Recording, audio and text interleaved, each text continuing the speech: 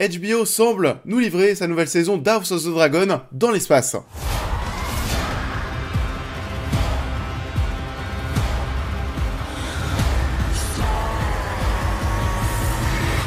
Sacrifices must be made.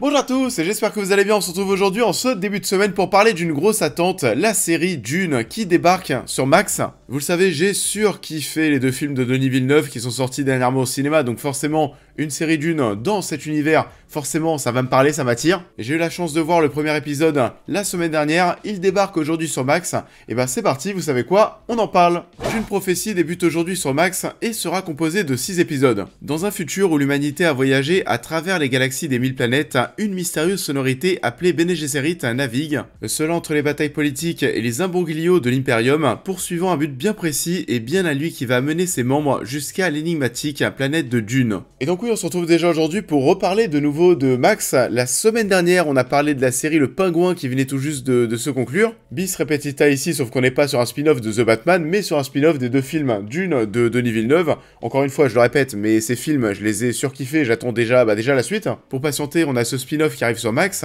Dune Prophétie qui sera composé seulement de 6 épisodes. Le premier dure un petit peu plus d'1 heure et on sait déjà que les 3 suivants ce sera pareil.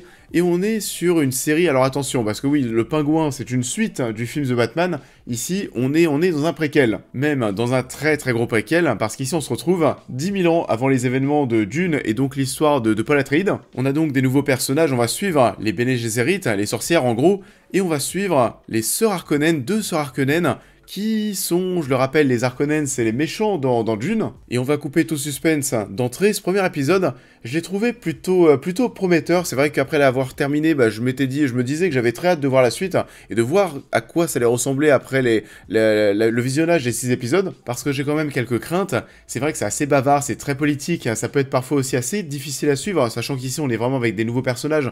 Donc voilà, on repart de zéro et on doit redécouvrir Dune. Même si attention, vous allez bien sûr avoir bien plus de facilité à suivre les événements de la série si vous avez vu les 2 films de Denis Villeneuve. Si vous n'avez pas vu les 2 films, je pense qu'ici vous n'allez rien comprendre. Et c'est visiblement très porté politique, alliance, trahison, stratégie, mariage arrangé, etc. etc. C'est là où je vous disais tout simplement qu'on a l'impression de se retrouver ici devant une nouvelle saison d'House of the Dragon, en tout cas au vu du premier épisode, mais version Dune, version de l'espace. Et c'est une série qui semble donc très politique, je suis pas sûr qu'on ait des grosses séquences d'action comme dans les films de Denis Villeneuve, ça pour moi faut l'oublier, c'est un drame qui est bien plus intime, avec des intrigues politiques et une lutte secrète pour le pouvoir dans la veine de ce que nous propose en général HBO sur ce point.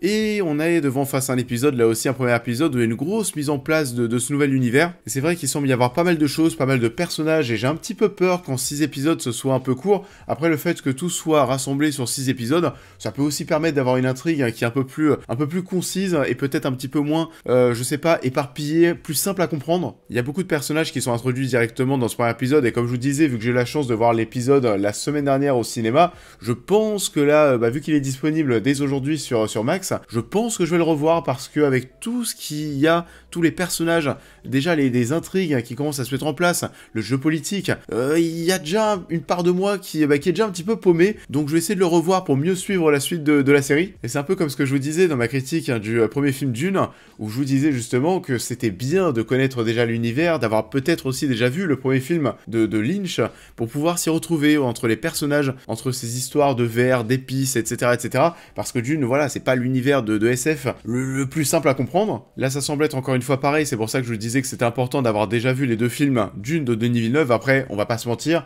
ceux qui n'ont pas vu ces 2 films, je vois pas pourquoi est-ce que vous iriez voir cette série Dune Prophétie. Et je vais même aller encore plus loin, si vous n'avez pas aimé Dune partie 1 et Dune partie 2, je pense qu'ici, pareil, ça ne va pas vous plaire. Allowing those sorceresses to woo you. The sisterhood, they hide in your camp. And do our thinking for us. En tout cas, d'un point de vue artistique, on est dans quelque chose qui va beaucoup ressembler à l'œuvre de Denis Villeneuve, à ces 2 films.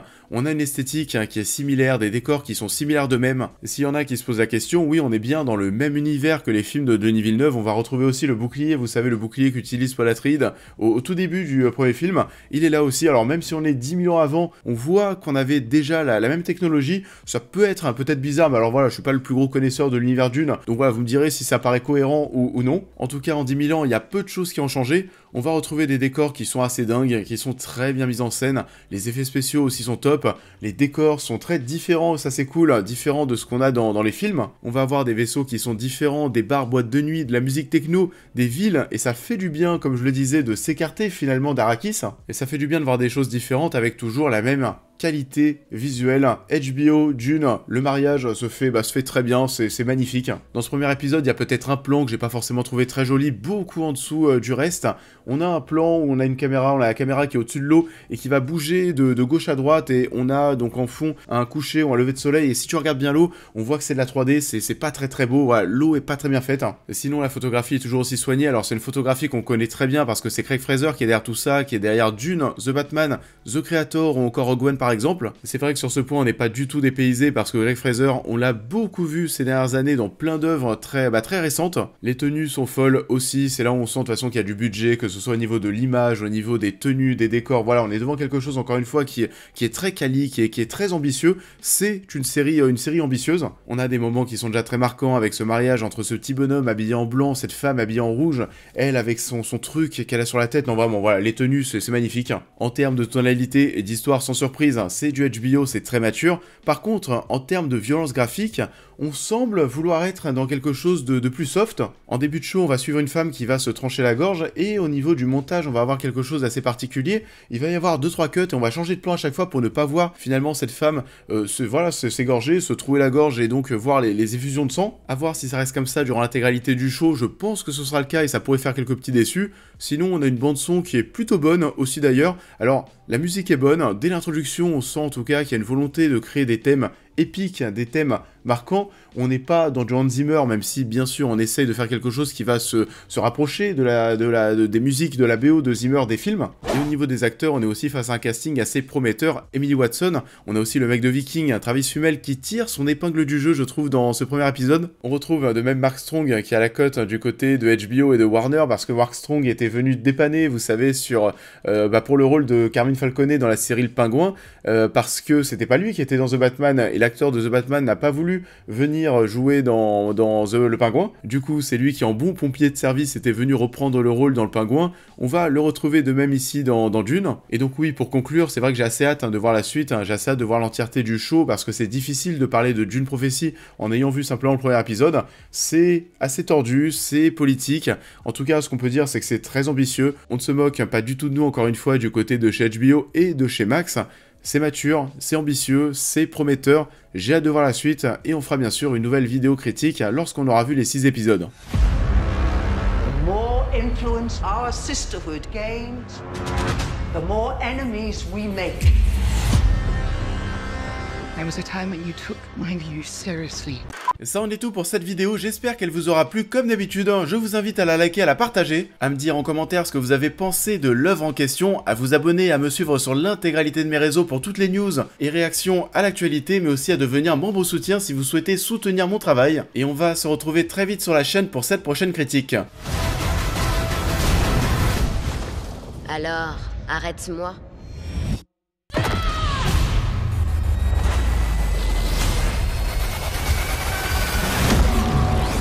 Et on va se retrouver à la fin de semaine pour, là aussi, une très grosse attente série en cette année 2024. On va parler de la saison 2, de la saison finale d'Arcane. J'avais surkiffé la saison 1, donc j'ai hâte de voir les derniers épisodes pour qu'on puisse en parler. Arcane, c'était vraiment beaucoup trop bien. J'espère que ce sera aussi magnifique que la première saison. En tout cas, on en parle très bientôt. Je vous souhaite à tous une très bonne semaine et je vous dis à très vite.